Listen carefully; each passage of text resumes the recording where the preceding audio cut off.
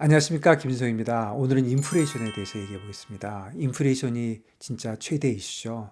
모든 금융시장의 가격들이 인플레이션 변화에 따라서 움직일 것이다. 그렇게 지금 전문가들이 보고 있고, 제 생각도 그렇습니다. 인플레이션이 앞으로 어떻게 될 건가, 이게 모든 것을 결정하고 있습니다. 여러분들 이 그래프부터 한번 보시죠. 많이 보신 거죠? 그 롱텀 컨슈머 프라이스 인덱스인데요. 이게 한 60년 정도 되는 그런 롱텀 그래프인데, 보면 진짜 최근에 삐쭉 올라왔죠. 한 40년 만에 그 위로 삐쭉 올라와서 지금 인플레이션이 실제로 문제가 되고 있는 겁니다. 이 다음 그래프는 그 잡마켓인데요. 요거는 이제 짧게 2019년부터 오는 건데, 이 팬데믹 때 그냥 쭉 올라갔던 이 실업률이 다시 내려와가지고 거의 완전 고용 수준까지 내려온 거죠. 그러니까 잡마켓도 돌아온 겁니다. 이 기사도 한번 보시죠. 이 기사는 그 미국인 10명 중에 9명이 인플레이션을 걱정한다 그러는 이제 조사 결과입니다.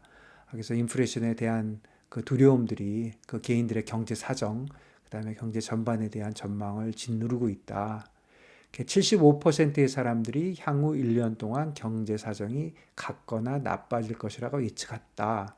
미국이 직면하고 있는 가장 중요한 문제가 무엇인가에 대한 질문에서도 인플레이션이다 하는 답변이 상당수 있었다. 이거는 10년 만에 가장 낮은 수준이다.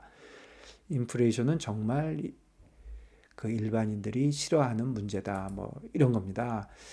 정말 그런 것 같아요. 여기서도요, 그 기름값이 갤론당, 여기는 리터로 안 팔고 갤론당 받잖아요. 그게 6불이 됐는데, 6불은 태어나서 다들 처음 보는 숫자라 그러더라고요. 그러면서 엄청 부담들을 가져 하고, 또 슈퍼마켓 같은 데도 진짜 엄청 올랐다. 다들 그렇게 얘기하더라고요. 저야 뭐 원래 가격을 모르니까 오른지 내린지 모르겠지만 다들 굉장히 많이 올랐다. 그렇게 얘기를 하고, 다들 인플레이션을 실제로 일반인들이 이렇게 느끼는 것이다. 이렇게 볼 수 있을 것 같습니다. 그런데 그 인플레이션 전망을 보면은 이 그래프 한번 보시죠. 앞으로 떨어진다고 보는 겁니다. 전망 자체는 떨어진다고 보고 있는 것이고, 또 그 다음 건을 보면은 자동차, 집, 렌트비, 뭐 에너지 가격 이런 것들이 중요하다. 이렇다고 이제 분석은 하고 있습니다. 전반적으로 그 내려올 것이다. 이렇게는 보고 있는 것이죠. 또 이제 그 페드 레이트를 보시면 뭐 잘 아시겠지만, 이렇게 높다가 내려왔다가 지금 바닥에서 여기서부터 이제 확 올린다는 거지 않습니까? 그래서 여기서 이제 쭉 올라갈 텐데, 이거 관련돼서 또 어떤 걱정이 있냐면 이 기사 한번 보시죠. 포텐셜 리세션이라는 거죠. 그 페드 폴리시가 지금 이자를 올려서 인플레이션을 낮추고, 동시에 한꺼번에 경기가 확 식는 것을 방지해서 소프트 랜딩을 하겠다. 이렇게 얘기하는 건데, 비관론자들은 뭐라고 얘기하냐면, 현재의 팬데믹 이후 경기 회복력 그 자체가 장래에 큰 침체를 가져올 것이다. 그러니까 너무 빠르게 회복하기 때문에 결국 침체를 가져올 거다. 경기 침체라는 것은 피할 수 없는 것인데, 큰 침체가 있을 수 있다. 이렇게 얘기하는 거고요. 또 많은 경제학자들도 페드의 그 소프트 랜딩 유도 능력을 좀 의심하고 있습니다. 사실 그 인플레이션이 이렇게 될 것까지 전혀 예측 못하고 있었고, 또 뭐 안 올린다 올린다 말 많다가 갑자기 급하게 올리고, 요즘 페드가 뭐 이렇게 잘하는 것 같지는 않습니다. 근데 다만 그 페드가 무슨 뭐 국민들 괴롭히려고 하는 짓은 아닐 테니까 결국은 그 노력은 하겠지만, 시장 자체에서는 이런 페드의 이런 일들이 과연 리세션이 오는 거를 과연 방지를 제대로 할 수 있겠느냐 하는 거에 의심을 갖고 있는 거죠. 시장은 실제로 본드 시장은 이미 반영이 돼가지고 그 장단기 금리 차가 역전이 돼 있죠. 그리고 그 여러분들 단기 금리의 포워드 커브를 보면 뭐 2년도 안 돼서 벌써 그 포워드 커브가 내려오고 있습니다. 그러니까 그 사람들은 벌써 1년, 2년 후에 그 리세션을 걱정을 하고 있는 거죠. 그래서 이렇게 뭐 복잡합니다. 뭐 페드의 인터레스트 레이트를 어떻게 올릴 건가, 그런 게 우리 뭐 주식시장, 뭐 환율, 뭐 이자율 이런 거 전부 다 지금 영향을 주고 있고, 또 앞으로 이 리세션 문제가 어떻게 또 우리 경제에 영향을 줄 건지 이런 거 굉장히 어려운데요. 모든 게 너무 헷갈리시잖아요. 그런데 이럴 때는 좀 백투 베이직, 모든 것을 기본적으로 다시 한번 생각해 보는 게 좋은 것 같은데, 한번 여러분 한 발짝 물러서서 과연 인플레이션이 일어나면 진짜 어떤 일이 벌어지는 건가? 이론적으로 이런 생각을 한번 해보시죠. 여러분 세상에 그 움직이는 것들이 있잖아요. 이제 뭐 가격이 다 움직이는데 구분을 해보면 몇 개 안 돼요.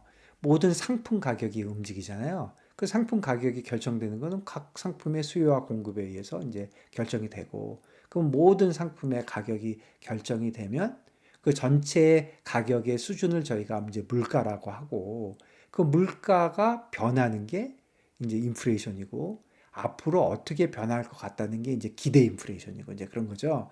그러니까 실물 시장에 관련된 거는 이제 인플레이션이 있고요. 그럼 금융시장에는 이제 뭐가 있냐면, 금융시장은 결국 그 돈에 대한 가치잖아요. 돈에 대한 수요와 공급인데, 돈에 대한 수요와 공급은 뭐 돈은 누구라도 갖고 싶어 하는 거니까 그거는 이렇게 보시면 쉬운 것 같아요. 돈을 빌리고자 하는 게 이제 수요고, 돈을 누구한테 빌려 주고자 하는 게 이제 공급이고, 그러면 그 빌리고자 하는 사람과 빌려 주고자 하는 사람이 이제 수요와 공급에 의해서 또 이제 이자율이 결정이 되는 거죠. 그러면 각 나라의 이자율이 결정이 되면 실물 시장의 인플레이션과 이제 금융시장의 이자율, 이렇게 이제 두 개가 크게 결정이 되고, 또 이제 세계의 나라가 하나가 아니고 여러 개니까 크게 보면 이제 환율과 인플레이션과 그다음에 이자율, 이게 이제 큰 세 개의 축이고요. 또 이제 실제로 우리가 금융 시장을 보게 되면 파생 상품의 가격, 결국은 크게 보면 이제 포워드 가격이거든요. 미래의 가격, 그 미래의 가격인 거에 가격과 지금 현재의 가격과의 차이, 그런 관계가 좀 하나 있을 것 같아요. 그래서 이런 것들을 사실 정리한 그래프가 있습니다. 그래서 제가 이 그래프 되게 뭐 좋아한다고 할까요? 제가 항상 뭐 성경처럼 그 금융시장에서 무슨 일이 생기면 저는 이 그래프를 항상 생각하거든요. 여기 한번 같이 보시죠. 이 그래프 되게 간단한데요. 인플레이션, 이자율, 환율, 그리고 선물 환율에 관련된 것입니다.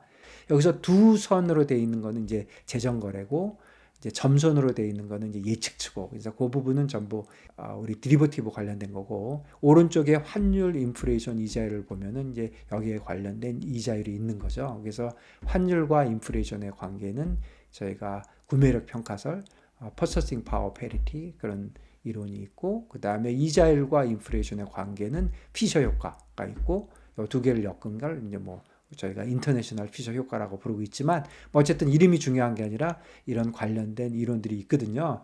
그래서 그 여러분들 요거에 관련돼서 사실 제 그 개인 유튜브에 제가 자세히 설명해 놨습니다. 관심 있으시면 거기 와서 보시면 좀 자세하게 설명은 드렸고요.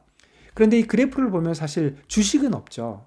주식은 저도 잘 모르겠어요. 주식은 상품인가요?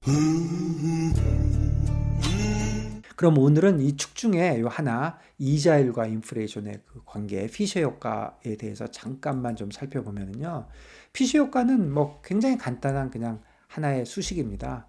명목 이자율은 실질 이자율 더하기 기대 인플레이션이다, 이거고요. 그 실질 이자율이라 하면 경제 성장률을 얘기합니다. GDP growth. 그러니까 실질적으로 비즈니스를 해서 얻을 수 있는 그런 수익률, 이걸 얘기하는 거고요. 기대 인플레이션은 이제 앞으로 기대되는 인플레이션. 여기서 중요한 거는 현재 인플레이션이 아니라 앞으로 기대되는 인플레이션이다, 이런 뜻입니다. 이 피셔 효과를 가만히 보면 엄청 상식에 부합합니다. 여러분 누구한테 돈을 빌려주면 얼만큼 보상을 받으시고 싶습니까? 하나는 내가 그 돈으로 내가 비즈니스 할 수 있는데 남한테 빌려줬잖아요. 그러니까 그 사람이 비즈니스에서 돈 버는 거, 아니면 내가 해서 벗을 수 있었던 그 평균값, GDP 그로스는 제가 받아야겠죠. 그리고 또 그뿐 아니라 인플레이션이 일어나가지고 화폐의 가치가 떨어지면 거기에 대한 보상도 받아야 될 거 아닙니까? 그러니까 이 두 가지를 합한 값을 달라, 그게 명목 이자율이다, 이런 거거든요. 엄청 맞는 그 상식에 부합하는 것처럼 보이죠. 그런데 실제로 이 세 가지 값들을 다 넣어보시면 잘 맞진 않습니다. 그래서 중요한 거는 그 숫자가 딱딱 맞는 게 중요한 게 아니라 변화의 방향이 중요하다. 그러니까 인플레이션이 올라가면 명목 이자율도 올라가는 것이고, GDP가 올라가면, 그로스가 올라가면 명목 이자율도 올라가는 거고, 이 방향이 중요한 것이고, 그 다음에 변화율도 중요하다, 이렇게 볼 수 있습니다. 그 피셔 효과의 공식을 보면 무슨 곱하기 나누기가 하나 없이 그냥 더하는 거잖아요. 그러니까 기대 인플레이션 된 만큼 그대로 명목 이자율이 오르는 거죠. 그거를 보시면 될 것 같습니다. 자, 이렇게 한번 그 이론적인 걸로 다시 돌아가서 한번 보는 것도 저는 의미가 있다고 생각을 합니다. 요즘 인플레이션에 관련돼서는 워낙 많은 기사가 나오고 또 워낙 많은 그 앞으로에 대한 그 전망, 그다음에 분석 같은 게 나오는데 여러분들 그런 걸 기사를 접하고 또 실질적으로 트레이딩을 하실 때 그 뭔가 판단을 하실 때 항상 헷갈리시면 그 백투 베이직 원래는 어떻게 되는 거지? 그런데 왜 지금은 그렇게 안 되고 있는 거지? 이런 거를 판단하는 게 저는 그 투자 또는 투기 이런 걸 하는데 도움이 된다 이렇게 생각을 합니다. 여러분 오늘은 여기까지고요. 다음 시간에 또 뵙겠습니다. 감사합니다.